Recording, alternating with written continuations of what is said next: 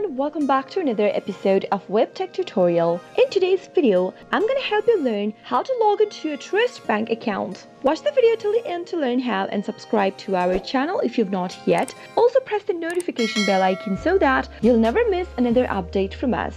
Start by opening up your web browser. In the search box at the top of the screen, go ahead and type in www.truist.com and press enter. You'll find yourself in the official website of Truist, which looks like this. Truist Financial Corporation is an American bank holding company. If you've enrolled into online banking for Truist and you'd like to log into your account, go and click on the sign in button at the top right hand corner from the main home page. Soon after you do that, you'll be able to see a pop-up. Go ahead and type in your user ID in the first text field and head over to the next field and type in your password correct. You can double check your password by clicking on this little eye icon at the right corner. If you'd like the system to remember your user ID, you can check the Save User ID box so that next time you try to log into your account, you won't have to type in your user ID again and again. But if you're using a public device or a shared mobile device, leave the box unchecked before logging in. In case you don't remember your user ID, you can click on Forgot User ID link and follow the instructions to look for it. Similarly, if you've forgotten your password and you don't know what to do next, click on Reset Password and follow the instructions. If you're not enrolled into online banking yet, you can click on this Register Now link at the bottom and follow the instructions to register yourself. Finally, after entering your credentials correct and you're ready to log in, click on the Sign In button